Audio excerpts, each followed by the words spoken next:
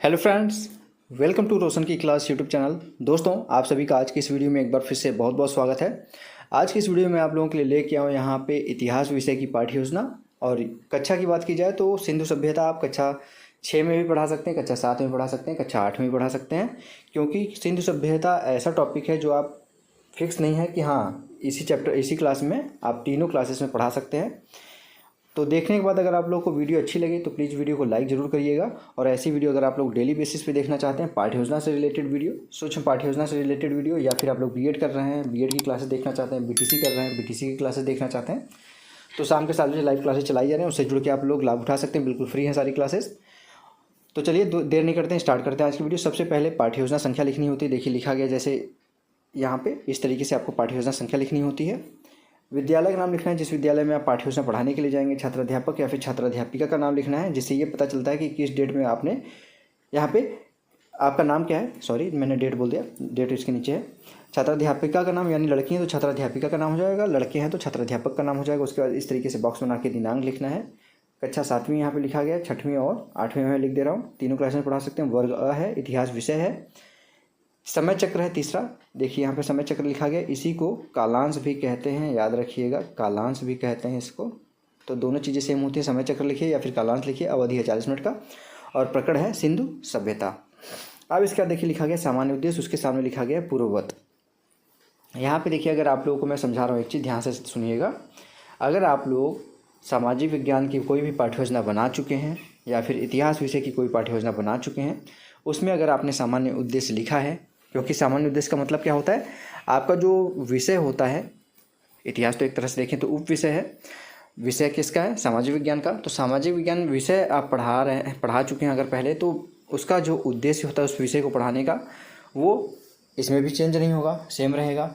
तो दोबारा लिखने की ज़रूरत होती नहीं है। अगर लिखना चाहें तो लिख सकते हैं, नहीं तो आपके कॉलेज वाले से कंफर्म कर लीजिएगा पूर्ववत लिख सकते हैं कि नहीं सर, तो वो बोलेंगे पूर्ववत लिख सकते हैं, क्योंकि इसमें कोई दिक्कत नहीं होती।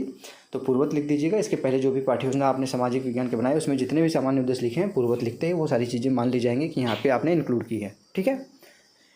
इसके बाद विशिष्ट उद्देश्य आता है। विशिष्ट उद्देश्य आपका हर टॉपिक के अनुसार चेंज होता है, क्योंकि विशिष्ट उद्देश्य का मतलब ये होता है कि आपका जो टॉपिक है, जो चैप्टर आप पढ़ा रहे हैं, जैसे आज का चैप्टर है सिंधु सभ्यता, तो सिंधु सभ्यता चैप्टर पढ़ाने के बाद बच्चों को आप क्या सिखाएंगे, उसके बारे में कम से कम 2 से 3 पॉइंट, मैक्सिमम 5 से 6 पॉइंट लिखना होता है। तो यहाँ पे देखिए पहला पॉइंट लिखा गया ज्ञानात्मक। छात्र सिंधु सभ्यता के विषय में जानकारी प्राप्त कर सकेंगे। दूसरा पॉइंट है बोधात्मक। छात्र सिंधु सभ्यता के बारे में समझ सकेंगे। तीसरा पॉइंट है अनुप्रयोगात्मक। छात्र सिंधु सभ्यता के बारे में लोगों को बता सकेंगे। नेक्स्ट हेडिंग आपका है सहायक सामग्री।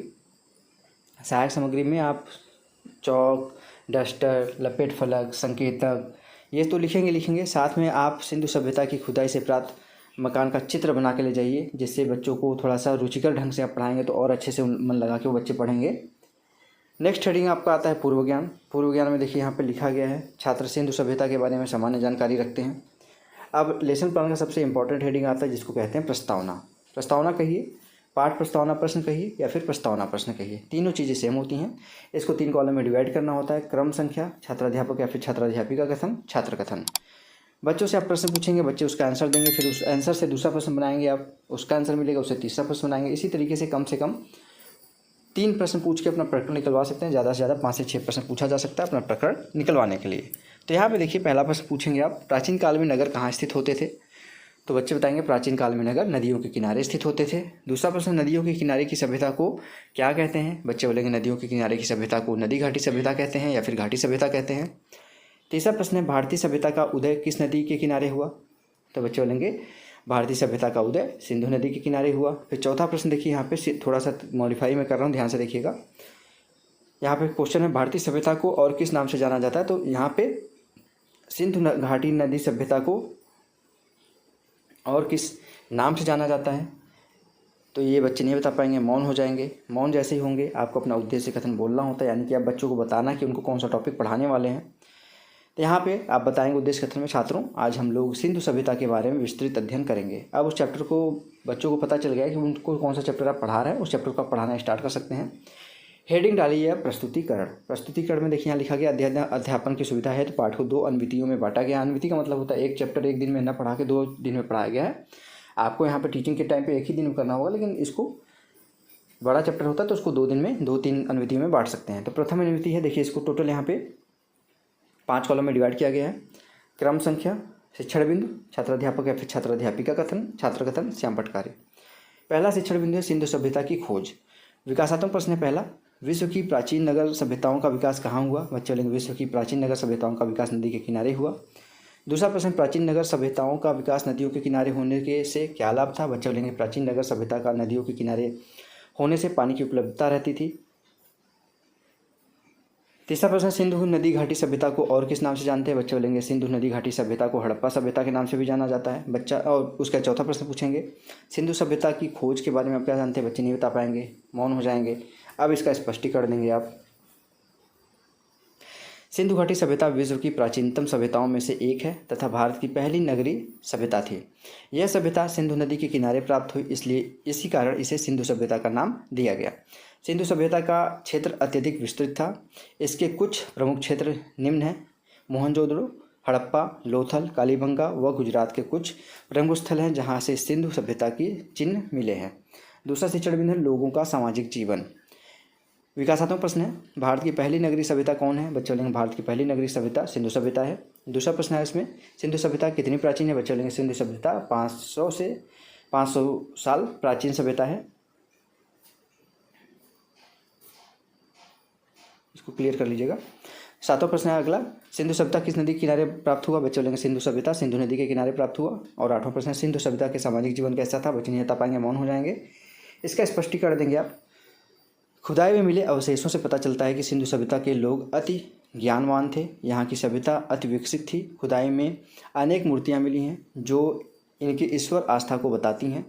यहाँ कांसे की धातु का प्रयोग किया जाता है। व्यापार के भी चिन्ह मिले हैं। धातु की मोहरें एवं कांसे की बनी हुई नर्तकी की मूर्ति प्राप्त हुई है। लोग बड़े ही शांतिप्रिय प्रवृत्ति के थे। नेक्स्ट अब आपका आता है बोध प्रश्न। यहाँ पे देखेंगे बोध प्रश्न में पहला प्रश्न है, सिंधु सभ्यता के क्षेत्र कैसे थे? तो बच्चे बोलेंगे अत्यधिक विकसित, विस्तृत। दूसरा प्रश्न, सिंधु सभ्यता किस तरह की सभ्यता थी? बच्चे बोलेंगे विकसित सभ्यता। तीसरा प्रश्न, सिंधु सभ्यता के लोग किस प्रवृत्ति के थे? बच्चे बोलेंगे शांत प्रिय। चौथा प्रश्न, सिंधु सभ्यता में खुदाई में क्या मिला? बच्चे बोलेंगे मूर्तियाँ।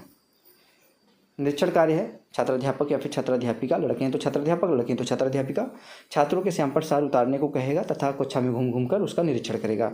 अब द्वितीय अनुमिति आता है। तीसरा शिक्षण बिंदु सिंधुकालीन कला एवं नगर योजना।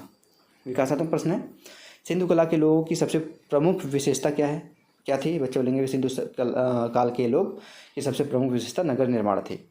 अगला प्रश्न, सिंधु काल में सड़कें कैसी थी? बच्चे बोलेंगे सिंधु काल में सड़कें चौड़ी थी।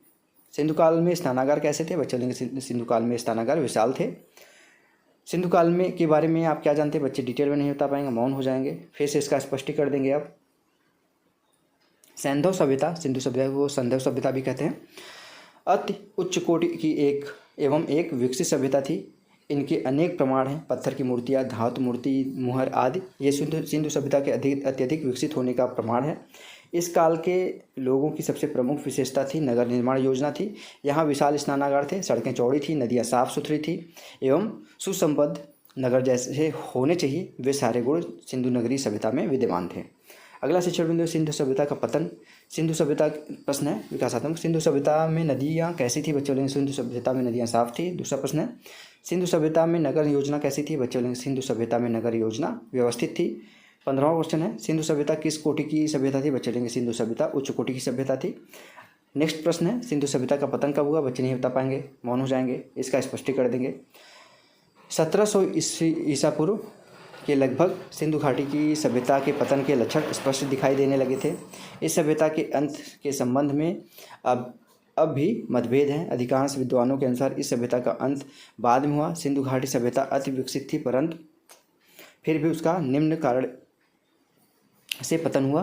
प्रशासन शिथिलता, जलवायु परिवर्तन, बाढ़ आदि। यद्यपि ये कारण प्रमुख प्रमाणित नहीं है। माना जाता है इन नगरों का अस्तित्व 1000 साल तक रहा, इसके बाद इनका विनाश हो गया। बहुत प्रश्न है यार। सिंधु की काल की नदियाँ कैसी थी? बच्चे लेंगे साफ सुथरी। सैंधव सभ्यता के अति विकसित एवं उच्च कोटि की सभ्यता के क्या परिणाम हैं? बच्चे बोलेंगे प्रमाण है, यहाँ पे होगा। इसके अनेक प्रमाण थे, पत्थर की मूर्तियाँ, धातु की मूर्ति, मुहर आदि। तीसरा प्रश्न है, इन नगरों का अस्तित्व लगभग कितने साल तक रहा? बच्चे बोलेंगे इन नगरों का अस्तित्व लगभग 1000 साल तक रहा। चौथा प्रश्न है, सिंधु सभ्यता के विनाश के उपरांत कब तक कोई नगर नहीं बसा? 100 वर्षों तक। निरीक्षण कार्य है, छात्र अध्यापिका छात्रों के से श्यामपट्ट का सार उतारने को कहेगी तथा कक्षा में घूम घूम कर निरीक्षण करेगी। पुनरावृत्ति प्रश्न है, सिंधु सभ्यता के पतन के लक्षण कब दिखाई देने लगे थे? दूसरा प्रश्न है, सिंधु सभ्यता में निर्मित नगरों का अस्तित्व कितने वर्ष रहा? अगला प्रश्न, सिंधु काल के लोगों की प्रमुख विशेषता क्या थी? और चौथा प्रश्न है, सिंधु सभ्यता कैसी सभ्यता थी? लास्ट हेडिंग आपका आता है गृह कार्य यानी कि होमवर्क। बच्चों को घर से करके लाने के लिए होमवर्क जरूर देना चाहिए। तो देखिए एक प्रश्न दिया गया, सिंधु सभ्यता पर संक्षिप्त लिख कर लाएंगे। तो ये हो गया आज का पूरा लेसन प्लान। अगर आप लोगों को इस वीडियो की पीडीएफ चाहिए बिल्कुल फ्री में, तो रोशन की क्लास टेलीग्राम चैनल से जाके जुड़ जाइए। वहाँ पे आपको ये पीडीएफ मैं अपलोड कर दूँगा, वहाँ से जाके बिल्कुल फ्री में इस पीडीएफ को डाउनलोड कर सकते हैं। और अगर आप लोगों को इसी तरीके की वीडियो डेली बेसिस पे देखनी है, साथ ही साथ सूक्ष्म पाठ्य योजना की वीडियो देखनी सभी विषयों की, और पाठ्य योजना की वीडियो देखनी सभी विषयों की, और बीएड की क्लासेस लेनी है, बीटीसी की क्लासेस लेनी है सभी सेमेस्टर की और सभी विषयों की, तो आप लोग रोशन की क्लास यूट्यूब चैनल से जुड़ सकते हैं, बिल्कुल फ्री है। इसी वीडियो के नीचे सब्सक्राइब बटन उस पर क्लिक करके सब्सक्राइब कर लीजिए, साथ ही साथ बेल आइकन दबा के रखिए। तो स्टूडेंट्स, मिलते हैं नेक्स्ट वीडियो में, तब तक के लिए आप सभी का बहुत बहुत धन्यवाद। जय हिंद, वंदे मातरम।